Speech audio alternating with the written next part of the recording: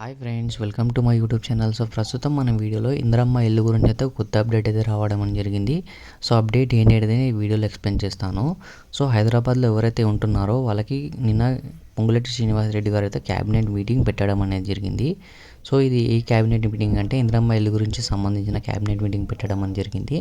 So దాంట్లో వీరు ఏం పేర్కొన్నారు అంటే హైదరాబాద్లో ఎవరైతే సొంత జాగా ఉండి కలిగి ఉన్నారో సో అలాంటి వాళ్ళకైతే గవర్నమెంట్ అయితే 5 లక్షల సాయం అయితే చేస్తుంది. దాంతోపాటు మనకి L2 కేటగిరీ వాళ్ళకిట ఒక అప్డేట్ అయితే ఇవ్వడం జరిగింది.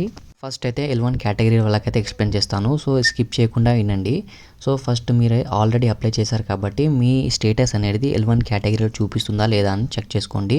ఒకవేళ మీకు దగ్గర స్థలం ఉంటేనే L1 కేటగిరీలో ఉండాలి, లేదంటే L2 కేటగిరీలో వాళ్ళకు ఉండాలి అనమాట.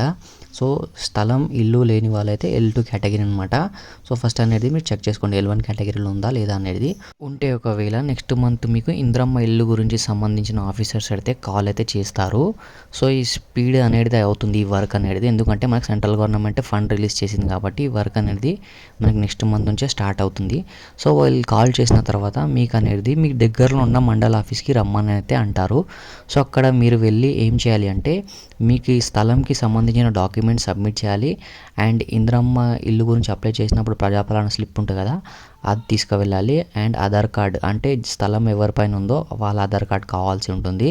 సో ఒకవేళ ఆధార్ కార్డ్ లేకుంటే వాళ్ళకి సంబంధించిన డాక్యుమెంట్స్ అనేది తీసుకువెళ్ళండి. వెళ్ళిన తర్వాత వాళ్ళైతే వెరిఫై అయితే చేస్తారు. వెరిఫై ఏం చేస్తారు అంటే మీ స్థలం అనేది 70 గజాల లోపల ఉందా బయట ఉందా అనేది వెరిఫై చేస్తారు.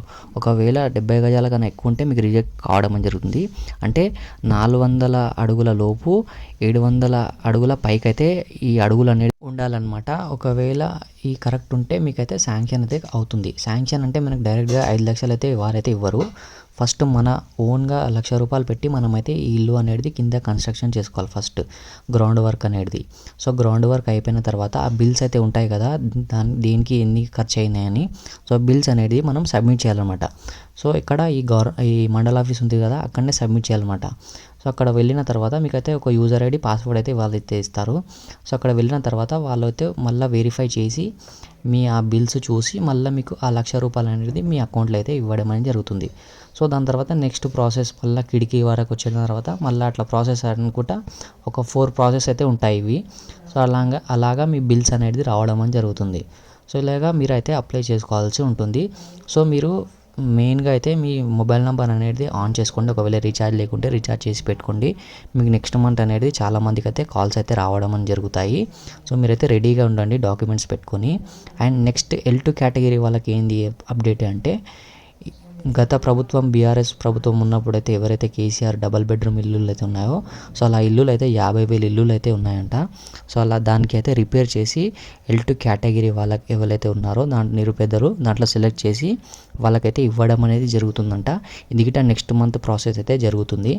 అండ్ దాంతోపాటు ఇందిరమ్మ ఇల్లు గురించి ఇప్పుడైతే అంటే కన్స్ట్రక్షన్ అయితే ఇప్పుడైతే చేస్తలేరు కాబట్టి ఇంకా ఎవరైతే దీంట్లో సెలెక్ట్ అయ్యారో వాళ్ళకే ఇవ్వడం అని జరుగుతుంది. సో ఎవరైతే ఇంకా పెండింగ్లో ఉంటారో, ఒకవేళ నెక్స్ట్ మంత్లో మీకు ఒకవేళ లీస్ట్లో పేరు రాలేదంటే మీరు వెయిట్ చేయాల్సి ఉంటుంది. నెక్స్ట్ ఇయర్ అనేది మనకి ఇందిరమ్మ ఇల్లు అనేది కన్స్ట్రక్షన్ చేస్తున్నారు. సో దాంట్లో మీకు సెలెక్ట్ చేసి మీకు ఇవ్వడం అనేది జరుగుతుందంట. సో మీరైతే టెన్షన్ అయితే పడొద్దని అయితే వాళ్ళైతే చెప్పడం అనేది జరిగింది. సో అంతే ఫ్రెండ్, వీడియో మీకు యూస్ఫుల్ అవుతుంది చేశాను. ఈ వీడియో బాగుంటే తప్పకుండా లైక్, షేర్ అండ్ సబ్స్క్రైబ్ చేసుకోండి. నెక్స్ట్ వీడియోలో కలుద్దాం. జై Hind. Thank you for watching this video.